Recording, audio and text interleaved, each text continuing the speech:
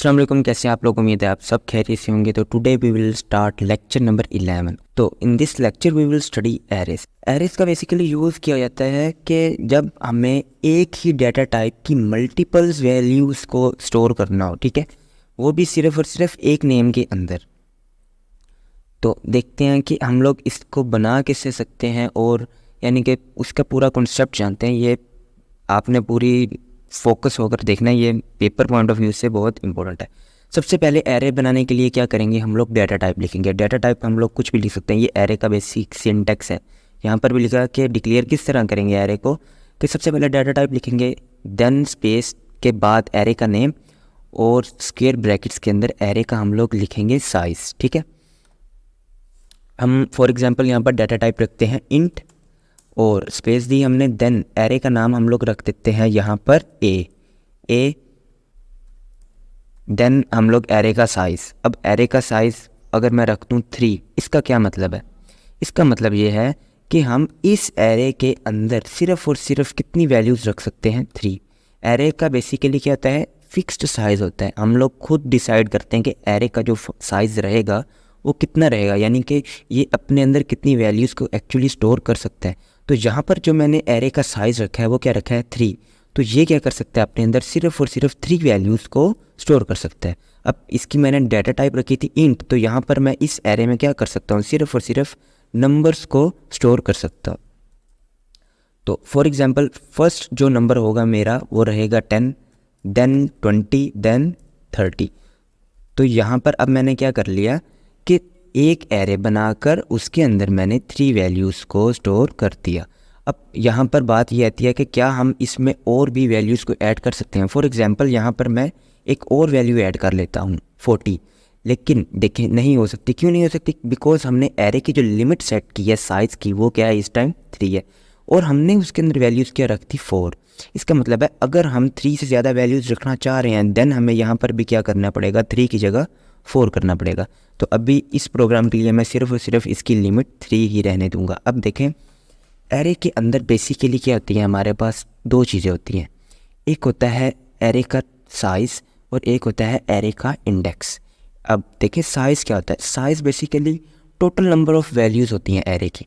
अब अगर मैं यहाँ पर बात करूँ कि इस एरे का साइज़ कितना है, तो देखें इस एरे में कितनी वैल्यूज स्टोर हैं, इस टाइम 3 स्टोर हैं, तो इस एरे का साइज़ कितना हो गया, 3। अब जो दूसरी चीज़ आती है एरे में वो होता है इंडेक्स। ठीक है, इंडेक्स बेसिकली क्या होता है, अब आपने एक चीज़ याद रखनी है बहुत इम्पोर्टेंट, कि जो इंडेक्स होगा वो हमेशा स्टार्ट होगा 0 से। ठीक है, एरेस का जो साइज़ है वो स्टार्ट होगा 1 से, और जो इंडेक्स है वो स्टार्ट होगा 0 से।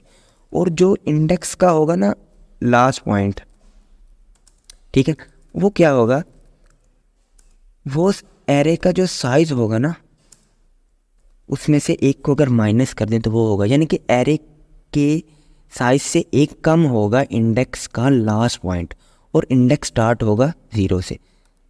अगर आपको मैं इसको ग्राफिकली थोड़ा समझाना चाहूँ तो देखें यहाँ पर मैंने उसी तरह एक एरे बनाया, यानी कि जब हम एक एरे बनाते हैं ना, जब हम उसको एक साइज़ देते हैं, तो मेमोरी के अंदर क्या होता है कंप्यूटर की, कि एक मेमोरी ब्लॉक बन जाता है।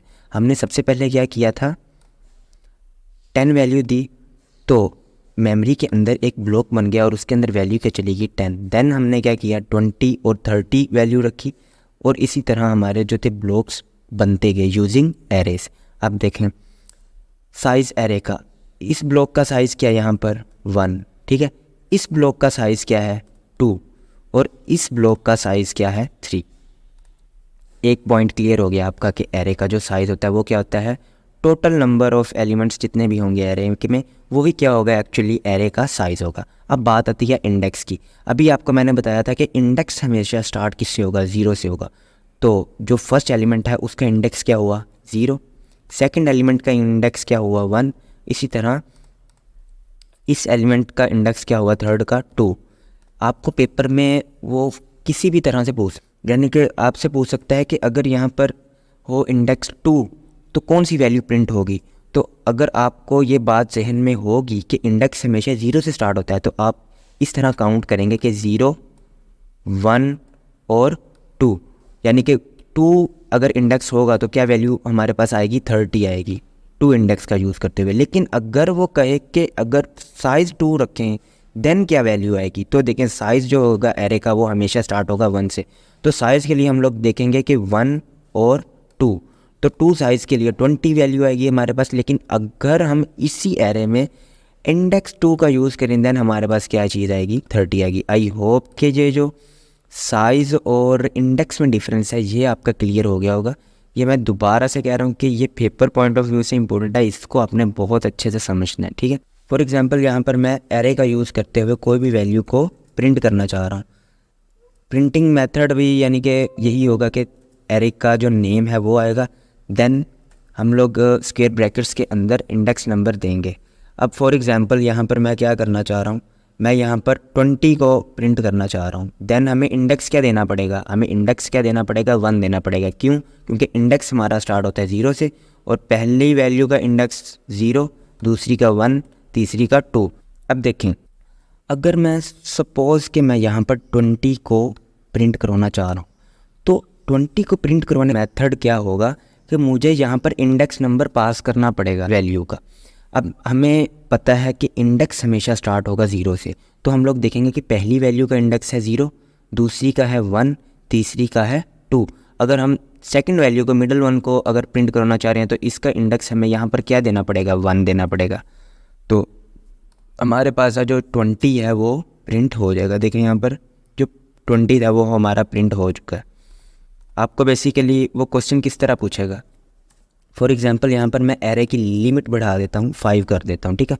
अब यानी कि इस एरे की क्या होगी, कैपेसिटी बढ़ गई, ये अपने अंदर मज़ीद वैल्यूज़ को स्टोर कर सकते हैं। यहाँ पर मैं कोई भी रैंडमली 2 वैल्यूज़ और डाल देता हूँ, और यहाँ पर मैं एक इंडेक्स पास कर देता हूँ 3 के नंबर से। अब आपको वो इस तरह प्रोग्राम दे के पूछता है कि राइट आउटपुट, कि इस प्रोग्राम का आउटपुट क्या होगा। अब आप देखेंगे कि ये सी आउट में क्या कर रहा है, एरे की वैल्यू प्रिंट कर रहा है, और इसने जो हमें इंडेक्स दिया है वो कितना दिया, 3। अगर तो आपने अच्छे से पढ़ा होगा कि इंडेक्स 0 से स्टार्ट होता है, देन आप यहाँ से वैल्यूज़ को कॉन्फ़िगर करेंगे कि फ़र्स्ट वैल्यू का इंडेक्स था 0, इसका था 1, इसका था 2 और इसका था 3 इंडेक्स पे कौन सी वैल्यू आ रही है, 50। तो आउटपुट में क्या आ जाएगा, हमारे पास 50 आ जाएगा, और जस्ट आपने आउटपुट में 50 लिख देना आंसर में, और आपको उस क्वेश्चन के मार्क्स मिल जाएंगे। अगर मैं आपको यहाँ पर इसको प्रिंट करके भी दिखाऊँ तो देखें यहाँ पर हमें आउटपुट में क्या मिल चुका है, 50 मिल चुका है। आई होप कि एरेस का कॉन्सेप्ट आपका बिल्कुल अच्छे तरीके से क्लियर हो चुका है।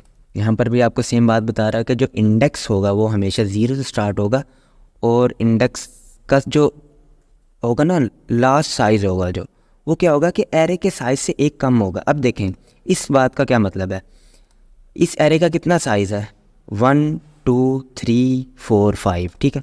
एरे का साइज़ है यहाँ पर 5 है। अब हमें चाहिए इंडेक्स टोटल कितना होगा, ठीक है, उसको हम कैलकुलेट करते हैं।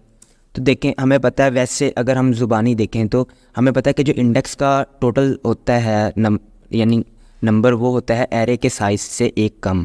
अगर हम इसको अब प्रूव करें तो देखें इंडेक्स 0 से स्टार्ट होता है, 0 1 2 3 4, इंडेक्स कितना आया, टोटल 4 आया। यानी कि जितना साइज़ रहेगा एरे का उसमें से अगर हम एक माइनस कर दें तो वो टोटल इंडेक्स का साइज़ आ जाएगा, ठीक है। तो आपने बेसिकली करना क्या है कि ये जो इतने प्रोग्राम्स लिखे हैं उनका बेसिकली इतनी डिटेल में नहीं जाना, आपने सिर्फ़ और सिर्फ एरे में मैंने आपको जितनी चीज़ें समझाई हैं कि एरे हम लोग बनाएंगे किस तरह, ठीक है। अगर हमें एरे की वैल्यू पूछी जाती है पेपर में, अगर साइज़ के ज़रिए भी पूछ लेता है या वो इंडेक्स के ज़रिए भी पूछ लेता है, तो आपको दोनों सिनेरियोज़ में पता होना चाहिए कि हम लोग कौन से जो वैल्यू रिक्वायर्ड है वो हम लोग बाय यूजिंग साइज़ या बाय यूजिंग इंडेक्स किस तरह फाइंड कर सकते हैं। अब नेक्स्ट चीज़ आ रही है लीनियर सर्च। लीनियर सर्च की डेफिनेशन मैंने लिखी है कि linear search is a simple searching algorithm that sequentially checks each element in a list until a match is found. कि लीनियर सर्च क्या करेगा, एक सर्चिंग एल्गोरिथम है, यानी कि किसी भी वैल्यू को सर्च करने का एक मेथड है, तरीका है, ठीक है।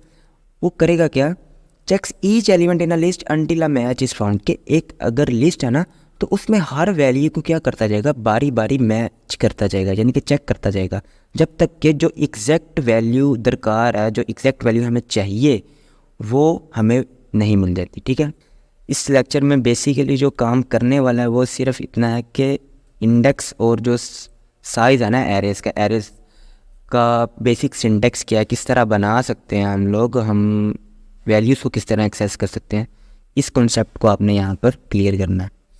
आगे एक चीज़ और आपको बता रहा है कि अगर हम चाह रहे हैं कि जो एरे की वैल्यू है वो कांस्टेंट रहे। अब भी हमने प्रीवियस लेक्चर में देखा था कि हम लोग किसी भी वेरिएबल की अगर वैल्यू को कांस्टेंट रखना चाह रहे हैं तो हम लोग प्री प्रोसेसर डायरेक्टिव कौन सी यूज़ करते थे, हैश डिफाइन लिखकर देन उसका नाम लिखकर हमने जैसे पाई की वैल्यू की थी। ठीक है, तो उसी तरह हम लोग इंडेक्स में भी वैल्यूज़ को कांस्टेंट रख सकते हैं। उसके लिए हमें सिर्फ इंडेक्स से पहले एक कीवर्ड लगाना पड़ेगा जो कि कौन सा है, कॉन्स्ट बेसिकली शॉर्ट फॉर्म है किसकी, कांस्टेंट की। तो अगर हम लोग स्टार्टिंग में कॉन्स्ट लगा देंगे एरे के तो वो उसकी वैल्यू क्या हो जाएगी, कांस्टेंट हो जाएगी। यहाँ तक था हमारा लेक्चर। अब देखिए यहाँ पर टिप्स में भी वो आपको यही बात कह रहा है, एरे इंडेक्स या सबस्क्रिप्ट दोनों सेम चीज़ है, कोई डिफरेंस नहीं है। स्टार्ट फ्रॉम ज़ीरो, ये कि इंडेक्स स्टार्ट होगा ज़ीरो से और ख़त्म कहाँ पर होगा, 1 less than array size, array के साइज़ से की वैल्यू से एक माइनस कर देने से क्या हो जाएगा, एंड हो जाएगा। यानी कि जो उसकी मैक्सिमम वैल्यू होगी इंडेक्स की वो एरे के साइज़ -1 से आएगी।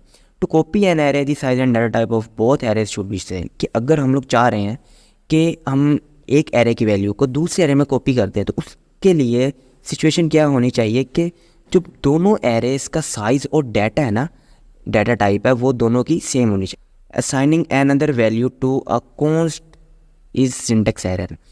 अब देखिए वो कह रहे हैं कि अगर हम एक कांस्टेंट इंटीजर को कोई दूसरी वैल्यू असाइन करते हैं तो हमें सिंटेक्स एरर मिलेगा। क्यों मिलेगा, हमें पता है हम लोग कांस्टेंट का कीवर्ड का यूज़ एरेज में क्यों यूज़ करते हैं, जब हमें एरे की वैल्यू को फिक्स करना हो। अगर हम लोग उसको पर्सनली खुद चेंज कर भी देते हैं और जब हम लोग उसको कंपाइल करेंगे तो वो सक्सेसफुली कंपाइल नहीं होगा, वो क्या करेगा, हमें एक सिंटेक्स एरर देगा। क्यों देगा, बिकॉज फर्स्टली हमने क्या किया कि उस एरे को कांस्टेंट बना दिया, देन हमने क्या किया कि उसी की वैल्यू में चेंज की, तो ये चीज़ हमें C++ में अलाउ नहीं की जाती और ये रूल्स के अगेंस्ट है, तो that's why we will get a syntax error. तो यहाँ तक था हमारा लेक्चर नंबर 11। नेक्स्ट 2 लेक्चर्स भी हमारे एरेस पर ही बेस्ड है। इंशाल्लाह उन दोनों लेक्चर्स को हम लोग नेक्स्ट वीडियो में कवर करेंगे। और आज की वीडियो आई होप कि आपके लिए हेल्पफुल रही होगी।